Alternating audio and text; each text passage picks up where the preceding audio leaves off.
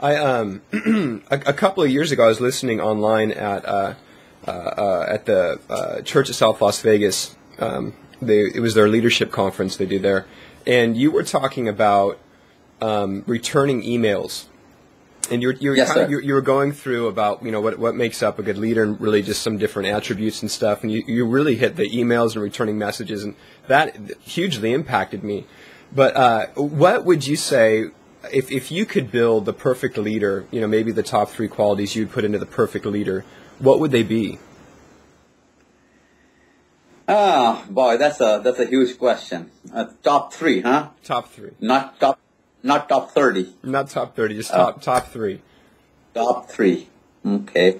I would say one would be respect everybody. Ooh, good. Respect. The other one is stay humble and remind yourself where you came from. Number three. Surround yourself with some good mentors. I wish I had mentors earlier in life. If I had mentors earlier in life, I'd be much further down the road than I am today. Wow.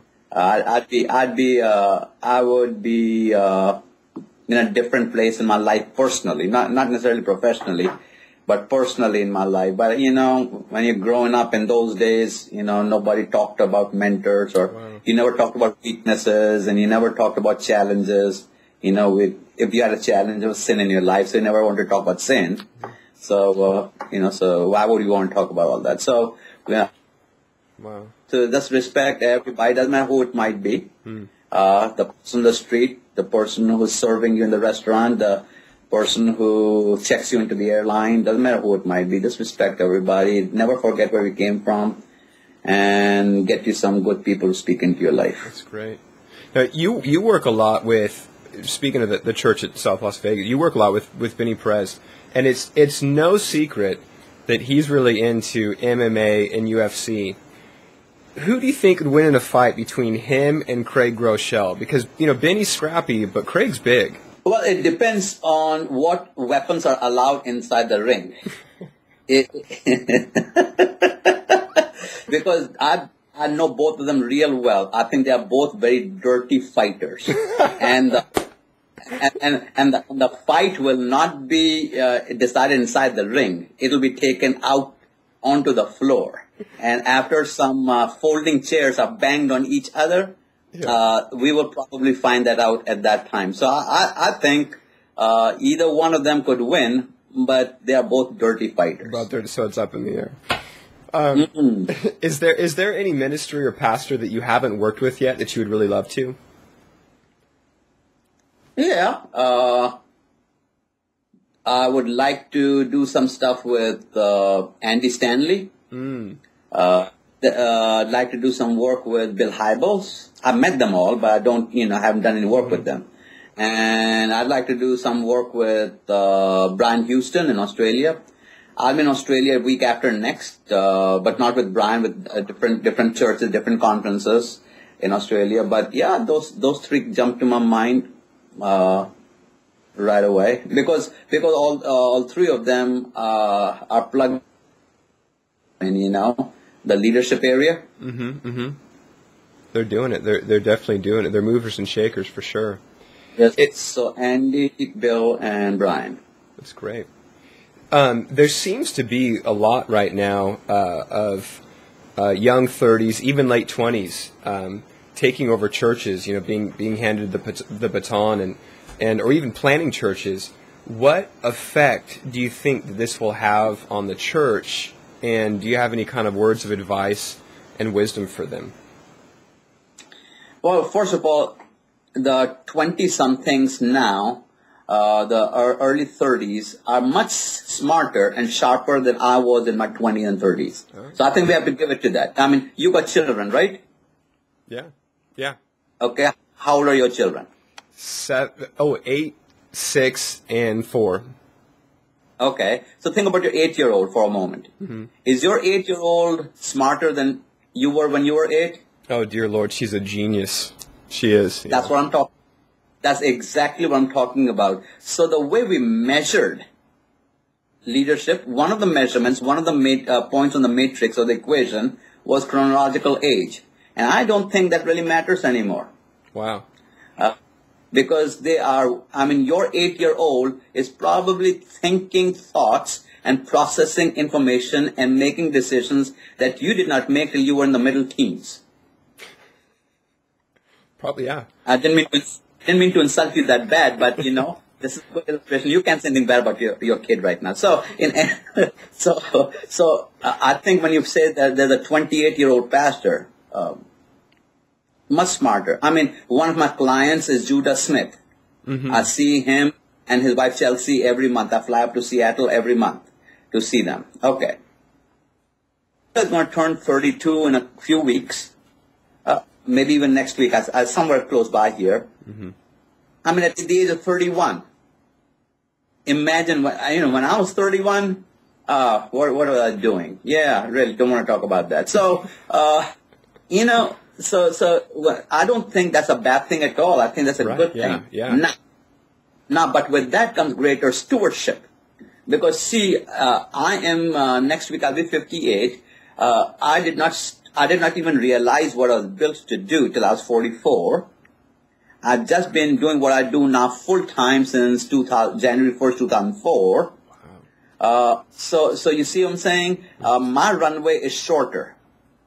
But if you are a large church pastor or a staff member when you're 28, 30, that means you have got 35, 40 years ahead of you to steward, to work with what God has given you. So in my life, for example, I already know I have lived longer than I'm going to live. So my runway, that's a facts of life, my runway is getting shorter. Wow. I don't have 35, 40 years ahead of me. But somebody who's like Judah Smith, for example, because many of your listeners probably know him. Mm-hmm. So here he is at the age of 31. Even if he was to hang up his gloves at 65, he's got more ahead of him in active ministry than I have in my living. Wow. And that is where I think two things. One is thank God that he has raised sharper, wiser, more prepared, incredible, charged, passionate leaders at this time. However, they have to understand the stewardship that goes along with that as well. Mm-hmm. God is calling them earlier, giving them a longer runway, and they had better make every stroke count. Wow. That's really good.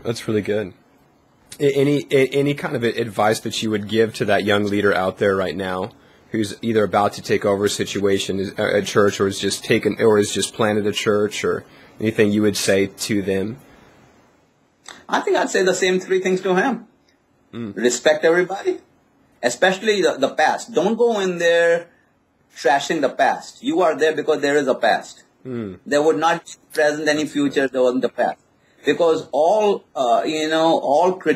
criticism is a critique of the past. Yeah. So people have done the best they've known how. Just because you are there does not make you king of the hill. Respect everybody. Know that people have given sacrificially. They've been faithful. You're standing tall, but you're standing tall on somebody else's shoulder.